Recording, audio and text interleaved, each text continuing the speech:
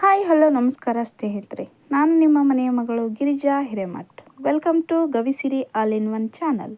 ಇವತ್ತಿನ ನನ್ನ ರೆಸಿಪಿ ಕಾಯಿ ಹೋಳಿಗೆ. ಬನ್ನಿ ಕೋಕೋನಟ್ ಹೋಳಿಗೆ ಅಥವಾ ಕಾಯಿ ಹೋಳಿಗೆ ಹೇಗೆ ಮಾಡೋದು, ಅದಕ್ಕೆ ಏನೇನು ಬೇಕು ಅಂತ ನೋಡ್ಕೊಂಬಿಡೋಣ.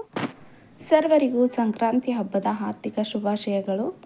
ಸಂಕ್ರಾಂತಿಯ ಸುಗ್ಗಿ ನಿಮ್ಮೆಲ್ಲರ ಬಾಳಲ್ಲಿ ಹುಗ್ಗಿಯಷ್ಟೇ ಸಿಹಿಯಾಗಿರಲಿ ಎಂದು ಹಾರೈಸ್ತಾ ಒಣ ಕೊಬ್ಬರಿಯಿಂದ ಕಾಯಿ ಹೋಳಿಗೆ ಹೇಗೆ ಮಾಡೋದು ಅಂತ ನೋಡ್ಕೊಂಬಿಡೋಣ. ಮೊದಲು ಒಂದು ಜಾರಿಗೆ 2 ಕಪ್ ಕಾಯಿ ತುರಿಯನ್ನು ಹಾಕಿ ಅದಕ್ಕೆ 1 ಕಪ್ಪು ಬೆಲ್ಲದ ಪುಡಿಯನ್ನು ಹಾಕ್ತಾಯಿದ್ದೀನಿ.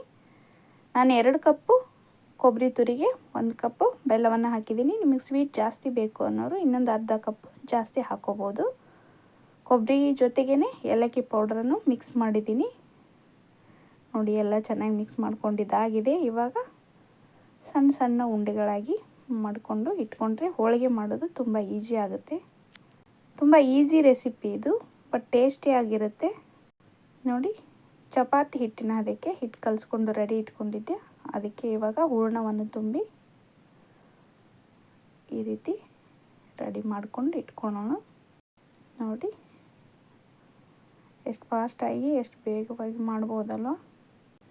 ಇವಾಗೆಲ್ಲ ರೆಡಿ ಮಾಡಿ ಇಟ್ಕೊಂಡಿದ್ದಾಗಿದೆ. ಇವಾಗ ಇವನ್ನು ಹೋಳಿಗೆ ರೀತಿ ಲಟ್ಸೋಣ. ಗ್ಯಾಸ್ ಮೇಲೆ ಒಂದು ತವ ಕಾಯಕ್ಕಿಟ್ಟಿದ್ದೀನಿ. ನೋಡು, ಹೋಳಿಗೆನೂ ಲಟ್ಸಿದ್ದಾಯಿತು.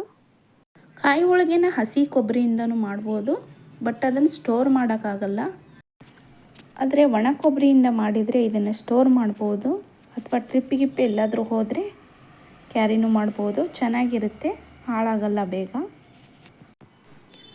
10ರಿಂದ 15 ಹೋಳಿಗೆನ ಲಟ್ಟಿಸಿಟ್ಕೊಂಡು ಒಮ್ಮೆಗೆ ಬೇಯಿಸ್ಬೋದು. ಇದನ್ನೇನು ಒಂದು ಲಟ್ಸಿದ ತಕ್ಷಣ ಬೇಯಿಸ್ಬೇಕು ಅಂತೇನಿಲ್ಲ, ಕಡಿಮೆ ಉರಿನಲ್ಲಿ ಬೇಯಿಸಬೇಕು. ಇಲ್ಲಾಂದರೆ ಹೋಳಿಗೆ ಸೀದೋಗುತ್ತೆ, ಇಲ್ಲಾಂದರೆ ಚೆನ್ನಾಗಿ ಬರಲ್ಲ.